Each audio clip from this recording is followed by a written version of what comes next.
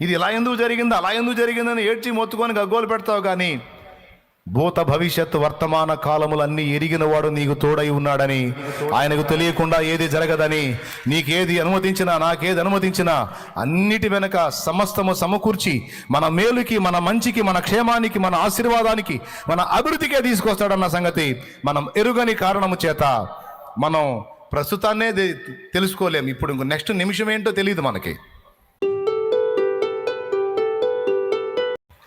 ఒక భక్తుడు మరో భక్తుడితో అన్నాడట, వాళ్ళ బంధువురాలు చనిపోతే ఈ భక్తుడు వచ్చినప్పుడు ఆ ఉన్న భక్తుడు అంటున్నాడట, దేవుడు మనకు అన్యాయం చేశాడు, ఈమెను తీసుకున్నాడు. అప్పటిదాకా వేరే వేరే మాటలు చెప్తుంటే ఆయన మౌనంగా ఉన్నాడు. ఈ సీనియర్ భక్తుడు జూనియర్ భక్తుడు చనిపోయిన వ్యక్తిని చూపించి ఏడుస్తా ఏవో కొన్ని మాటలు మాట్లాడుతూ ఉంటే మౌనంగా ఉండి తను కూడా దుఃఖపడుతున్నాడు. మాట్లాడుతూ మాట్లాడుతూ మాట్లాడుతూ దేవుడు మనకు అన్యాయం చేశాడు అన్నాడు. దేవుడు మనకు అన్యాయం చేశాడు, ఈమెను తీసుకున్నాడు అన్నాడు. అక్కడ పట్టున్నాడు. ఇంకక్కడ చావు, ఏడుపు ఎన్ని పక్కకు పోయినాయి. ఏం మాట్లాడావు నువ్వు, తప్పు మాట్లాడావు అన్నాడు. చూడు, అంత ఏడుపులో, అంత బాధలో, అంత విషాదంలో కూడా దేవుడు అన్యాయం చేశాడన్న మాట కర్ణ కఠోరం అనిపించింది ఆ భక్తునికి. దేవుడు అన్యాయం చేశాడన్న మాట జీర్ణం కాల. అనకూడదు, ఏం మాట్లాడావు నువ్వు అనకూడదు. ఎప్పుడో చచ్చిపోవాల్సిన మమ్మల్ని, ఎప్పుడో చచ్చి ఈ పాటికి మట్టికి మన్నై అది కూడా అడ్రస్ లేకుండా పోవాల్సిన మమ్మల్ని బ్రతికించి నేటి వరకు సజీవులుగా కాపాడి రక్షణలోకి నడిపించి దూతలకు, దేవదూతలకు అందని సేవను చేయడానికి కృపనిచ్చి ఆ సేవను కూడా ఆశీర్వదించి వర్ధిల్ల చేసి మమ్మల్ని నిలబెట్టుకొని వచ్చింది ఆయన. హల్లెలూయా, హల్లెలూయా. ఆయన ఆయన ఆయన దాన్ని పక్కన పెట్టి అన్యాయం చేశాడు అంటే ఏంది? దేవుడు అట్ట చేశాడు, దేవుడు అట్ట చేశాడు. ఏం చేశాడు? అది భక్తుడి యొక్క నీతి. అంత వేదంలో కూడా దేవుడు మనకు అన్యాయం చేశాడంటే దేవుడు అన్యాయస్తుడు అన్న మాట తట్టుకోలేకపోయాడు. దేవుడు అన్యాయస్తుడు ఏందిరా పిచ్చోడా? ఆయన అన్యాయస్తుడు ఎందుకు వస్తాడు? అతి గతి లేని, దిక్కు దేశ లేని స్థితిలో ఉంటే తీసుకొచ్చి ఒక ఆశీర్వాదకరమైన అనుభవంలోనికి, శాపంలో నుండి దీవెనకరమైన అనుభవంలోనికి, నిత్య నరకాగ్ని అనే అంధకార గుండం నుంచి నిత్య జీవం అనే అంతస్తులోనికి తీసుకొచ్చి నిలబెట్టిన వాడు అన్యాయం ఎట్లా చేస్తాడు?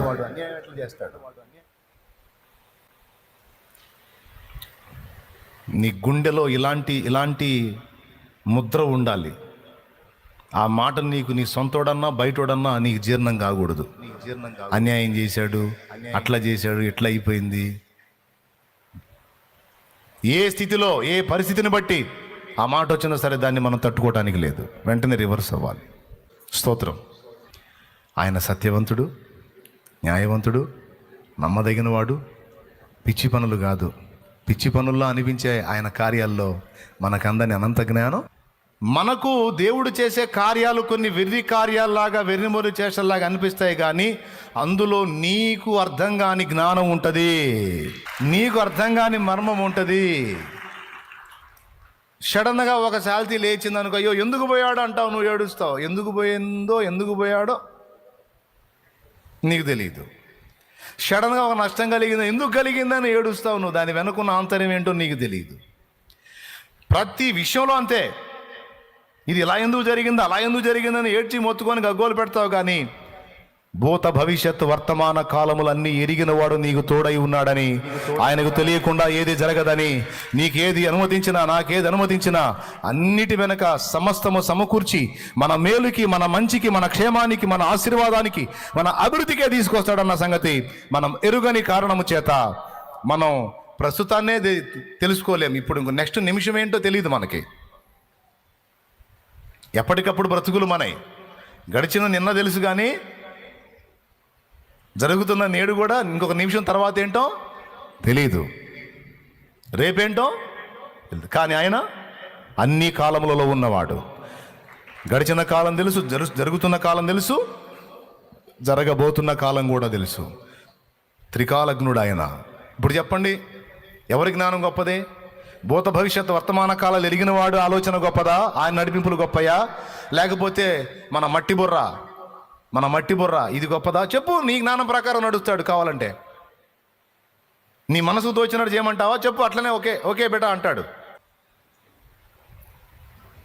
నడిపిస్తా నీ నావాని పాట పాడతావా, లేదా నడిపించు నా నావాని పాట పాడతావా? చెప్పు.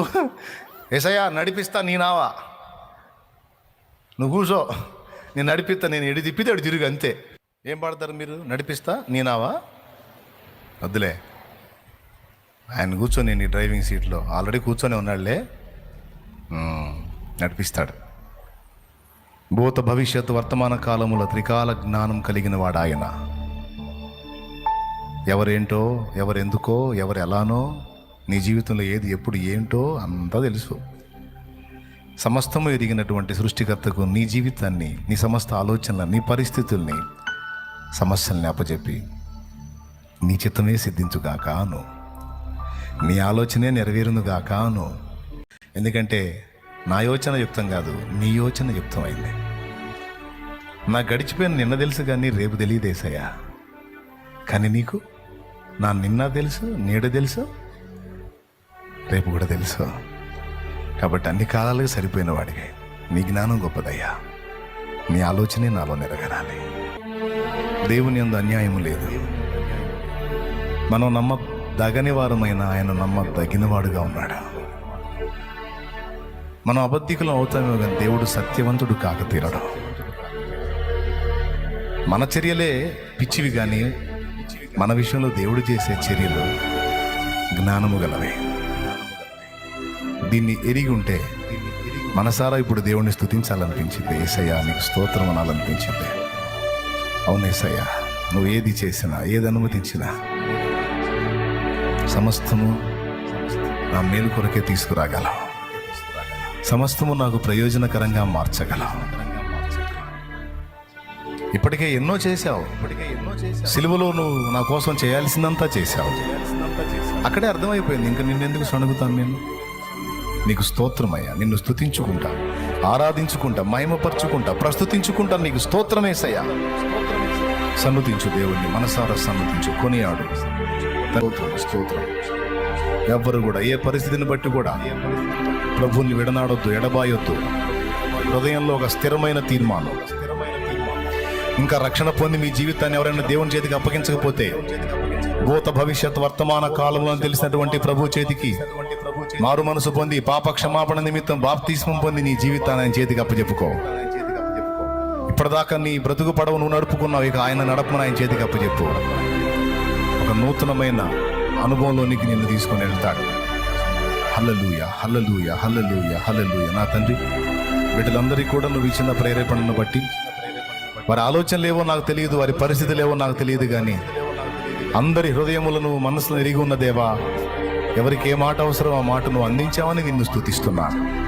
ఈ బిడ్డల్ని, నన్ను, మమ్మల్ని జ్ఞాపకం చేసుకోండి. నాకు నూతన శక్తినిచ్చి ఇంతవరకు నడిపించినందుకు నీకు వందనాలు. బిడ్డలు కూడా అలాగును అనుగ్రహించు, రోగులను స్వస్థపరచు నాయన. రోగములు ఒట్టిగా కాక ఏ ప్రయోజనాన్ని కోరి నాయన నువ్వు అనుమతించావో అదంతా నీ బిడ్డలు స్వతంత్రించుకొని దాని నుండి విడుదల పొందడానికి కూడా సహాయం చేయండి. ప్రతికూలతలు, అప్పులు, ఆర్థిక ఇబ్బందులు, కుటుంబ కలహాలు, ప్రతికూల పరిస్థితులు, ఎవరు ఏ శ్రమను బట్టి, సమస్యను బట్టి, ఏ వ్యాధిని బట్టి, ఏ బాధను బట్టి, ఏ ప్రయత్నాల్లో విఫలతను బట్టి నలిగిపోతున్నారో వారిని ధైర్యపరచు, ఆదరించు, ఓదార్చు, స్వస్థపరచు, విడిపించు. వారి ప్రయత్నాల్లో సఫలతను ప్రసాదించు. ఆత్మీయ జీవితంలో బలహీనతలను అధిగమించి బ్రతకడానికి కృపనివ్వు. నూతన శక్తితో నింపు. నమ్మదగిన దేవుడా, నమ్మదగిన దేవుడా, సిలువలో నువ్వు అన్ని రుజువు చూపించావు. సందేహము లేదు, అనుమానం లేదు.